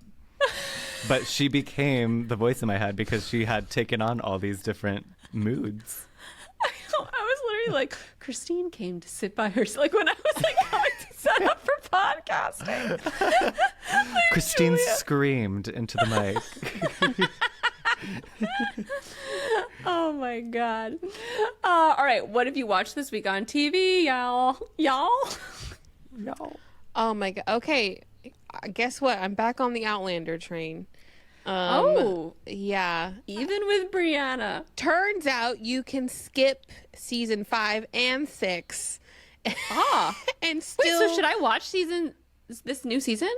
Is it good? Yeah, why not? All you need to know is that they have a house on the ridge. They and already there's- had a house on the ridge exactly. last I saw.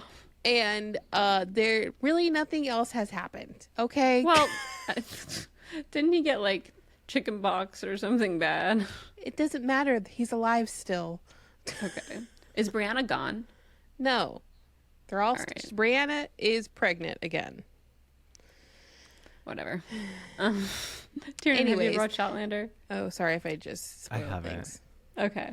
So this Yeah, is all it's honestly irrelevant. unnecessarily triggering for a lot of different things, and I don't know if I'm necessarily want to get my heart broken again after this final season, because I just know it's going to be like honestly very sad. So we'll see. But we're at the American Revolution. I love American Revolution stuff. I'm excited for them to meet George Washington and Hamilton and like rap. I feel like I just want to see that collaboration. Tiernan, what have you been watching? I've been rewatching Girls. Oh, Adam Driver. Oh, Yes. I only watched that because I was obsessed with Adam after The Last Jedi. Girls always made me sad, so I stopped watching it. Yeah, it doesn't make you happy, for sure. Like, That's for sure. I mean, I first watched it in college, so they felt like decently few steps away. But now I am the age that they are, and it's pretty brutal. It's pretty yeah. It's hard. I was the age that they were, I feel like, and I was like, I don't do any of this stuff. This is Lucky a you. lot. Yeah, super messy, but also just like a time capsule to the 2010s in so many ways. And I don't Is know. it though? For some, for like messy Brooklynites. They were such horrible people. I just feel like, weren't they horrible people? Yeah. Maybe I'm misremembering. No, they are. They're all pretty hateable in their own ways. But yeah. All right. Natasha, what you watching? No, I already told mine. Talk about yours. You did? Silo? Outlander. Oh, Outlander. Oh, yeah. Outlander is a TV show. Okay, I watched Jonas Awful on which is the first episode of Black Mirror, because I saw Alexis Rose from Schitt's Creek, and I was like, I need to watch this, even though Black Mirror a lot of the times really is depressing and scares me. But Jonas Awful was not depressing or scary. It was maybe the most happy ending episode of Black Mirror I've ever seen. So recommend if you want to watch a non-depressing episode of Black Mirror that actually gets comedic at moments. Like, I was laughing because it got funny. Like, what's happening is like horrible and like upsetting, but it's very funny the way that it's dealt with and really interesting. Like, all Black Mirror episodes that are good are like interesting and like set you thinking about things, and it feels very relevant in our culture right now with AI being such a hot topic and what it could mean for the future of entertainment. And yeah, it's really good. Wow. It's not like my favorite Black Mirror episode because it almost like has to be creepier for me to like really think it's like top tier, but like it was the perfect amount of creep for me to watch at night alone. which is very low creep. Basically, like, this woman, Joan, goes through her day and she has to, like, fire someone, and, like, it's obviously upsetting to have to fire someone, and her ex is texting her, and she's engaged now to someone new, and her ex is like, I'm in town, I miss you, like, can we meet up? And she's like, ugh, okay. And she meets up with him, and they end up kissing, and then she goes home to her fiance, and he's like, what do you want to watch on Streamberry, which is Netflix? And up on Netflix is this show called Joan is Awful, which is her name. And the actress is Penelope Cruz, but she's dressed just like her, with her hair just like her. Salma Hayek. And she hits, Salma Hayek. Did I say someone else? Penelope Cruz? Penelope Salma Cruz. Hayek. Oh no, Salma Hayek. Ugh. Salma Hayek is dressed just like her and has the same hair as her, and she presses play on it, and it's literally her day. She's watching her day happen dramatized, and she's sitting next to her fiance as, like, these texts come up that she sent to her ex, and it's horrifying. Yikes. Oof. Yeah. So it was fun, in a yikes sort of way. I want to watch that. Okay. Yeah, it's a good one. Okay, movies. Movies. All right. I watched Extraction 2, which is on How was Netflix. How What? was it? How was it? It was actually much better than the first one, in my opinion, but it is still an action movie. So, Christine, you would get bored. Christine doesn't like watching action movies. She says she falls asleep during it. I do fall asleep. Listen, this movie is actually really beautifully done as far as action goes. There is a full 20-minute, what is it called? One camera shot. A oneer. A oneer. Okay, well, it's not like a one. Like, there's definitely, they use tricky things to make it seem like a oneer, like they did in 1917, like where they cut it.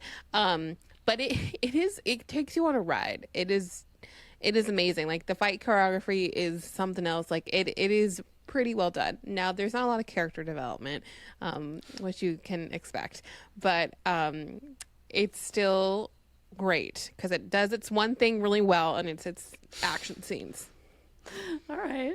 That's a glowing review. Yeah, I really enjoyed it. I had a fun time watching it. Alex and I were like, whoa, like trying to figure out where they cut it too. Tiernan, what'd you watch? I recently watched You Hurt My Feelings. Do you guys know this movie with Julia Louis-Dreyfus? It's in theaters. Wait a minute. I saw a thing for it. Okay, go ahead. Yeah, she plays an author, and her husband is a therapist, and then they have a 23-year-old son. So it's sort of like a comedy drama about their life, but basically she's trying to sell her next book. Her agent is telling her, or is like, not, it's not happening. But she had like a semi-successful memoir recently, and there's this really funny scene where she's at the bookstore and she puts her memoir like over her famous competitors in the bookstore. And then this like So great real. shot where she like walks out of the bookstore, the employees come over and notice it, and then they like turn over it, see her face on the book, and look out the window, and she's there watching. It's just really great. Perfect. But then one day she overhears her husband talking about how much he does not like her new book when he has been telling her that he does. And so That drama hurts. ensues from there. But it's, That hurts. yeah, Julia Louis-Dreyfus, like, she's just so funny and Brilliant. in it. Yeah. Is It's this only in theaters?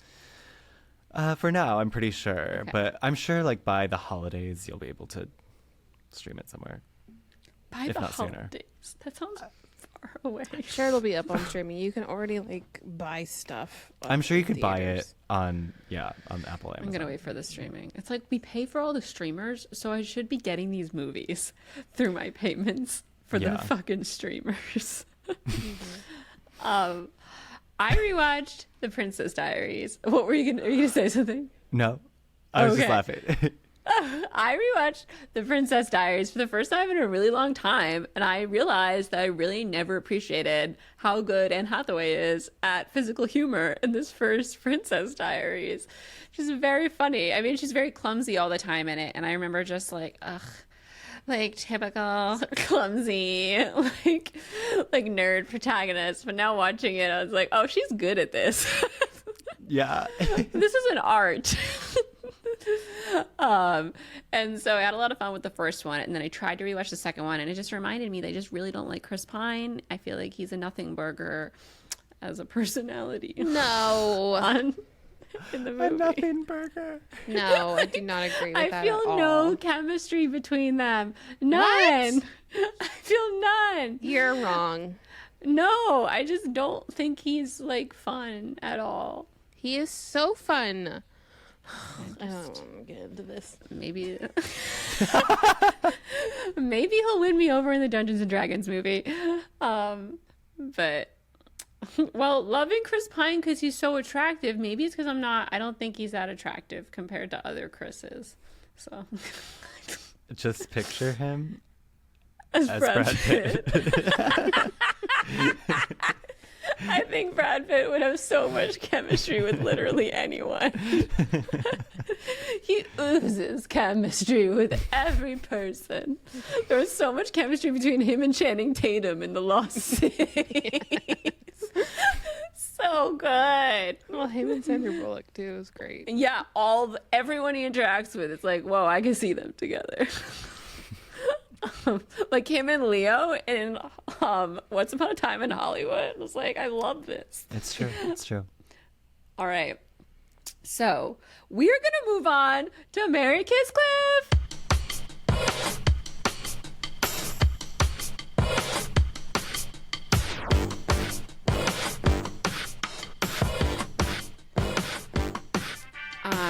Katie says young Chris Pine always reminds me of Dimitri from Anastasia, and oh Yes. my gosh, I think you're right. Yes, I think you're very right. Yeah, I agree with that. I do too. All right, but I am attracted more to the cartoon than I am to actual Chris Pine. Dimitri was like really cool. All right.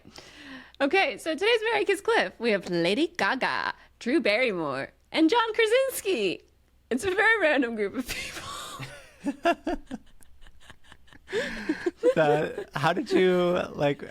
At How? first, It's a talent. Don't even ask her. I know. At first, I was just going to do J names, but then I was like, I don't like all these people. So then I just threw in randoms. So Well, Joanne, you know. Joanne, yes. Okay, maybe like subconsciously linked there. So, all right, who wants to go first?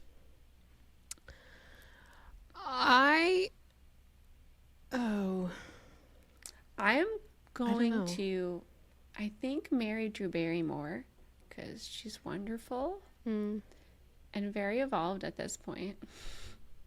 And kiss John Krasinski. No, kiss Lady. No, I don't know. I guess I'll cliff John Krasinski. I can't cliff Lady Gaga. So, bye, Joe. Oh my God, what's his name in The Office? Jim. I was gonna call him Joe. Bye, Jim from The Office. I'll literally like kill John because the others have more to give. Katie says they really do. We can't go on without Lady Gaga's music. Oh, And we can't go on without the Drew Barrymore show. So we can go on without another season of Jack something. Ryan. Jack Ryan, Jack Reacher. One We of those. certainly can. The billboards are nice at LAX to come into, but Okay. Here's what I'm gonna do. I am going to marry Drew Barrymore. I'm going to kiss Lady Gaga like Christine. And I'm going Sorry, just do the same. to cliff John Krasinski because then Emily Blunt will be available. Poor Emily Blunt, though. She's got kids. We didn't think about this. It's we okay. can't Drew think about Barrymore this. and I will it take off the care of table. her. Bring her in. she'll bounce back. You should have put Emily Blunt in this, not John Krasinski. I should have. I didn't think about Emily. I always forget that Emily Blunt exists because I don't associate the name Emily Blunt with Emily Blunt. I just think of that guy who sang that one song, the Blunt. You know that there's that artist with the last name Blunt. James Blunt. I always think of him as the Blunt. and not Emily Blunt. Like I merged them. I think he would love to hear that. Tiernan, what would you do? Well, I'm gonna say, like, if John Krasinski was still Jim from The Office, I might have a slightly different answer here, because like that was adorable, but now he annoys me in the same way. Okay. Like, I don't need the muscles, I don't need Jack Ryan, but I think I'd marry Gaga. You know, she's my number one. She's my ride or die. Yeah. I'd probably kiss Drew Barrymore, because I just feel like, you know, if you're on her show, you're basically kissing her anyway. You know, like just the proximity just feels very natural to her. I feel like she's probably a good kisser. And then I'd cliff John. Bye, John. We Sorry. all cliffed John. That was a test. All right, we're gonna move into our first ACOMAF chapter chat. Tiernan, have you read any of these books? I haven't. All Is right. it too late? It's not too late, but No, like it's definitely not. it's definitely not too late. But there's no spoilers really in this first 2 chapters. Are you gonna be okay? Oh, yeah, go Hearing for what it. happened in the first 2 chapters. Please. I can't.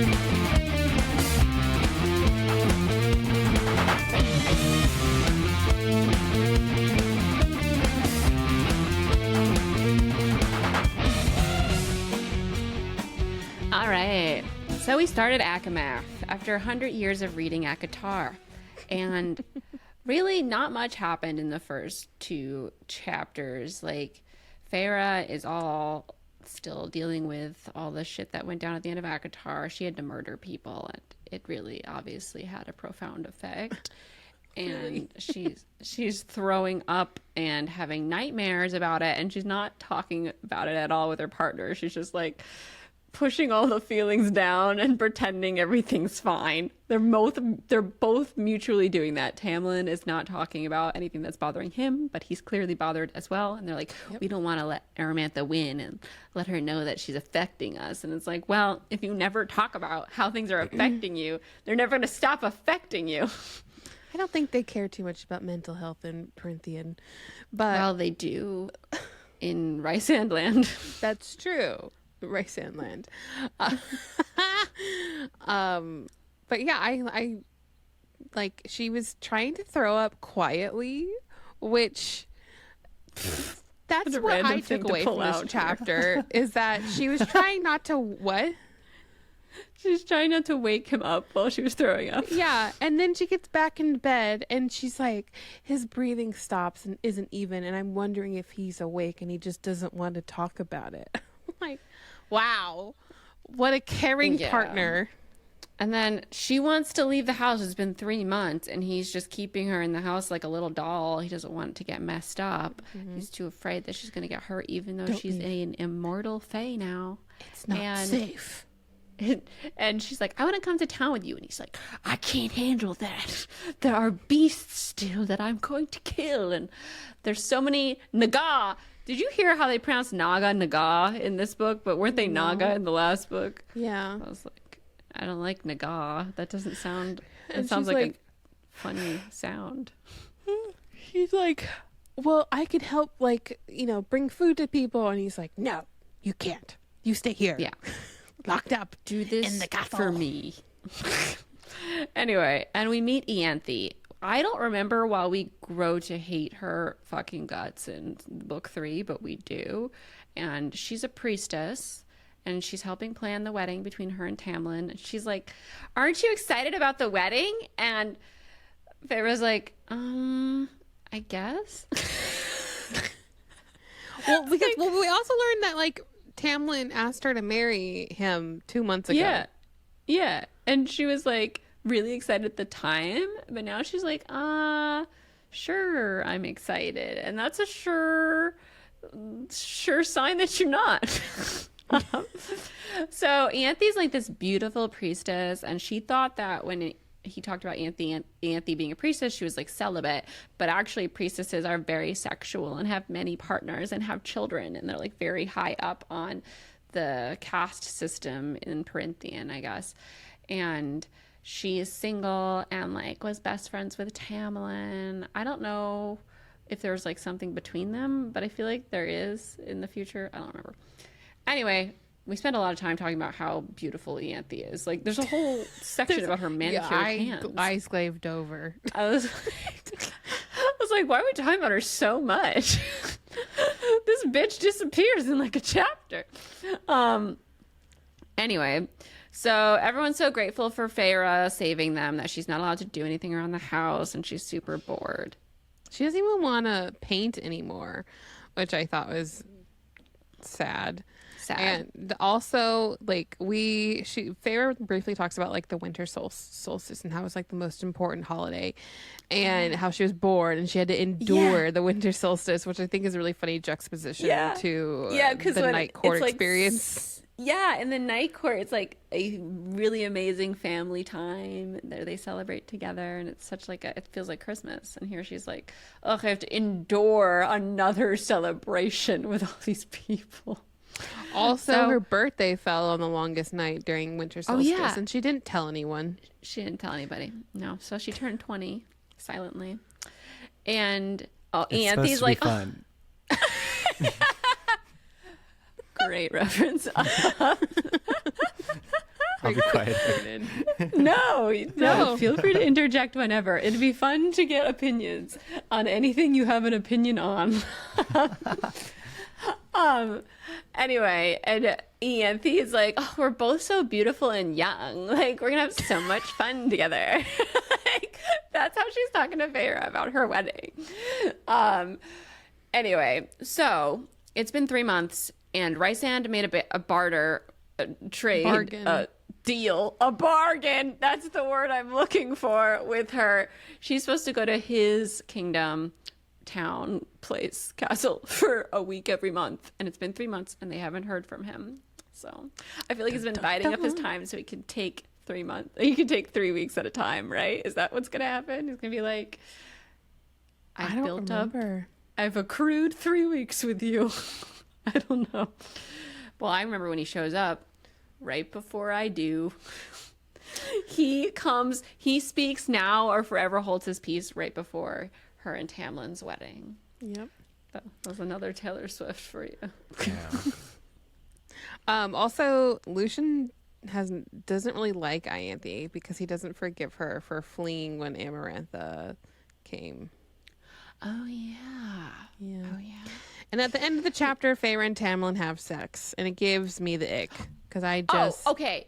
Well, there's more to it than that. So everyone's calling her lady because they don't know what to call her now because she's a high fae, but she's not really a lady. And so they just call her lady nothing, like just lady instead of her name. And so Tamlin is like seducing her at the end of the day. And she's like, so when we get married, will I have a title? Because she's kind of feeling uncomfortable, everyone just calling her lady. And he's like... do you want a title? And he's like going down on her, and she's like, I don't know, I'm having a hard time imagining anyone calling me high lady. And he's like, oh, there's no such things as high ladies, there's just like high what is he again, high men, high fae, Prince, high fae, high lords only take consorts, and high ladies don't exist. There's no such thing. So you'll just be a lady. There is. And she's like trying to argue it. And she's like, but Lucian said, and he's like, I don't want to hear another male on your lips right now. And wow. Yeah. And then she just shuts up because she's trying to like be like, why aren't there such a thing as a high lady? Like, this is fucking bullshit. But she doesn't get it out because he puts his tongue back on her and she shuts up. And I was like, ew, this is nasty right now. Like, he is completely just trying to distract her from arguing for her own rights to be a high lady of the Spring Court.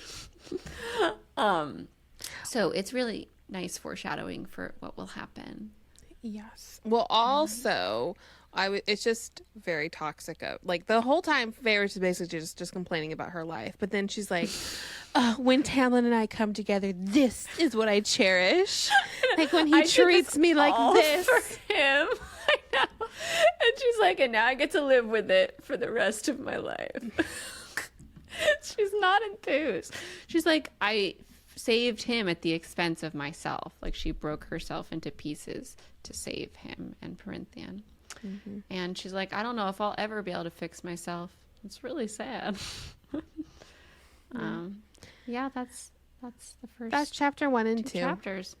So next week we'll be doing chapters 3 and 4. Catch up with us. You have to read all of ACOTAR, but we've been reading it for a really long time. So if you were gonna read it, you probably read it with us already. We read it, Tiernan, over a series of 30 weeks. Oh, wow. I mean, it's a very long it's a big time. book. No, Amy says, do you want to read it now, Tiernan? I do. Every time I hear someone like diving into it this way, I'm like, really very curious. Yeah. Okay, because I can tell you that Alex has no interest in reading this book after editing almost 30 episodes. He's like, this sounds heard us stupid. break it down chapter by chapter in a way where we made fun of Tamlin constantly. Like we just tore him apart. Yeah. I've considered going straight to Crescent City, and I've been told I can do that. Yeah, right? You can, yeah. But, wait, have you read Throne of Glass at all? No. Okay. So what I'm realizing after reading the second Crescent City is there is a lot of nods to things that might be coming into play from Throne of Glass. And Natasha, I really think you should catch up Throne of Glass. Because I read those over such a long period of time that I didn't pick up on a lot of different cues that when I was talking about it in my book talk, a lot of people in the comments were pointing things out. And I was like, oh, fuck. Like, because it's been so long since I read The Throne of Glass that, like, I don't remember those little details. And then pointing it out, and I was like, oh, my. Okay, that's interesting. So, like, they all might come into play eventually, but you can definitely start with Crescent City because there haven't been any, like, big spoilers there. Mm-hmm. Yeah, so. Crescent City, book 1, is so fucking good. Yeah, I bought it. Like, it's the only one I own. Yeah, it's so good. I like it with my eyes better than the audiobook narrator. I read it with my, especially at the end. I read half the audiobook with like the first half, and then the end I was like, vroom, vroom, vroom, vroom. And then when she says end, it's the last like 400 pages, or like you can't stop. That's what I meant. Can't stop, won't stop. Last half. Very, very good. But all right, so Tiernan, before we end the show, where can we find you on the internet? Like, what? Tell us. Yeah, you could find me on Instagram. It's Tiernan BETIERNANBE.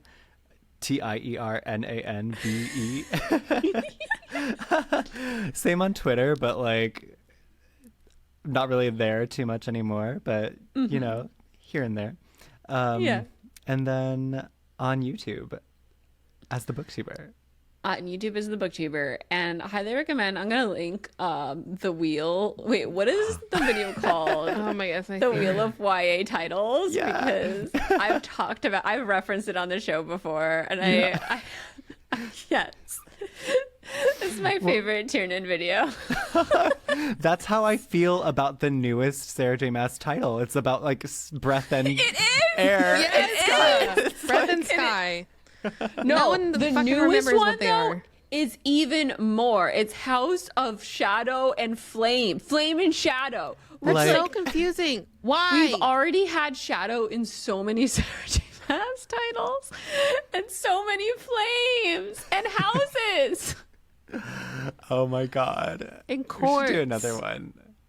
You We should do a whole wheel video about Sarah J. Maas titles.